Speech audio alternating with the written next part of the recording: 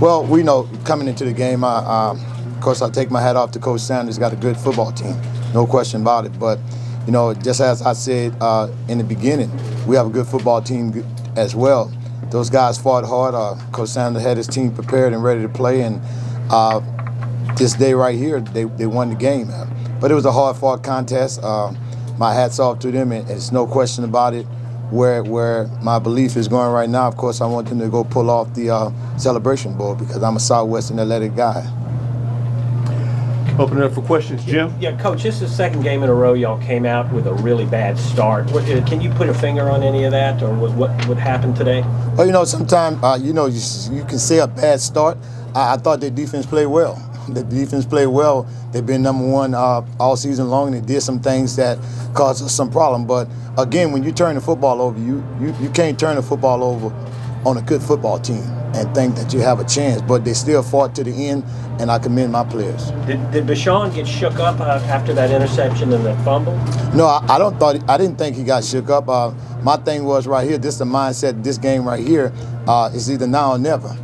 You don't have another opportunity to come back and say, well, we'll fix it next week. You got to fix it right now. And so we thought that was the move at that time, and it paid off in some ways, and some ways it didn't. So we lost some things when we decided to pull him, but at the end of the day, those guys went out there and laid everything on the line, and Jackson State came out victorious today. Luke? Luke Williams from the Black College Sports Page. Coach, what about talk about the play when you did put Linden in McDaniel and how he played? I thought he did some great things. We always said all along that we feel that we had quarterbacks in our room that can get the job done for us. And of course, you only can play one. I'm not a guy that's going to rotate quarterbacks in and out. So at that time, we decided to go with Bashan. He the one got us this far, so we was going to give him a shot to see if he can lead us in. Of course, I thought McDaniels came off the bench, and he came ready to play. Dr. Ville? This is Dr. Ville inside the HBCU Sports Lab. You start out slow and you get behind early, and you have spent many games and things of that nature. Is there anything that you say to your team, or is that based on the weeks of practice that they already know that they're going to fight all the way through and see what happens? Yeah, they're going to fight.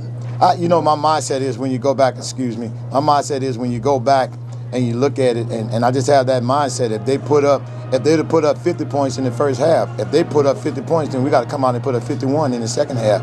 If they can do it, I feel that we can do it. Coach, Reggie Flood, Jaguar Journal, you decided to go with Bubba in this game. First you went with Blood and then Bubba. What made you make that decision at that point in the game? Well, from then on, once I saw where things was going, sometimes you have to go with experience. And I went with the experience, and I thought, he'd been there, done that before, and understood what it took. And he always stays ready. Now, you always talked about having a guy that comes out and wins the game as opposed to a game manager. Did Bubba kind of fit that bill today, or was that something that you hadn't seen before?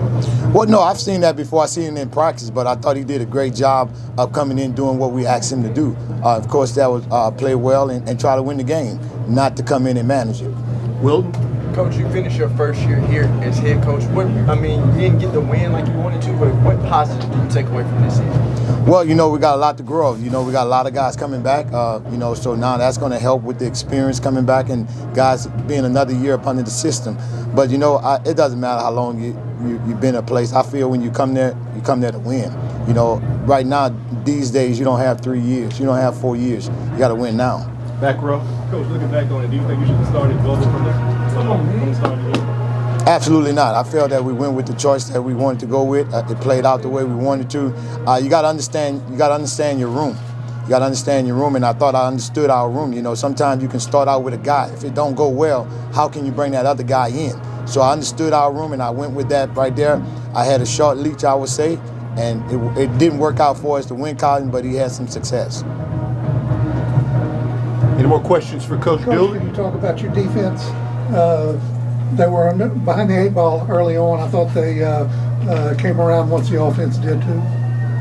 Yeah, you can't turn the football over to a good offensive team that has a solid defense. And I thought that's what we did. We put them in some bad situations offensively by turning the ball over, and they capitalized off it. When you get a chance to get the ball, and that's what we like to do, get our defense to turn the ball over, and we capitalize. But we got in the hole, and we felt that we still had a chance. That's why we came out in the second half, and we came out, things was working for us, but didn't get those stops that we need, that we normally would get. But again, not one series, not one play, not one unit. We got to play as one to win a game when you're playing against a good football team. Ernest.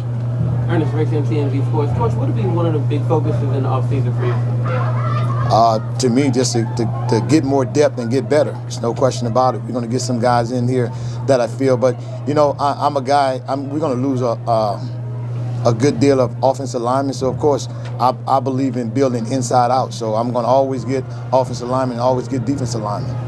Front row. Coach, what did you say to your team at halftime?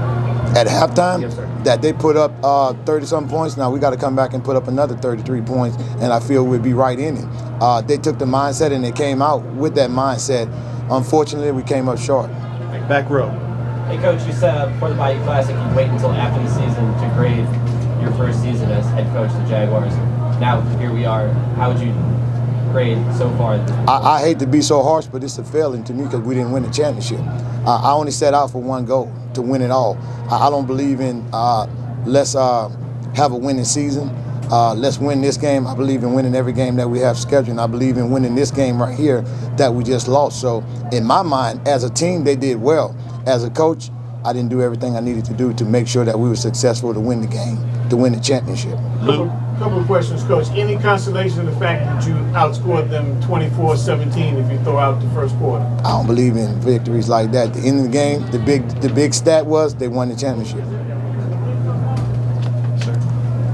Coach, there are reports all over that this is Deion's last game, that he's headed to Colorado. If he does, could you talk about his impact on the SWAC, what he's meant? You know, I try not to, and I think that's what helps me out a lot. I don't get into personal matters, things that take place. I do have good relationships with just about every coach that's in this conference.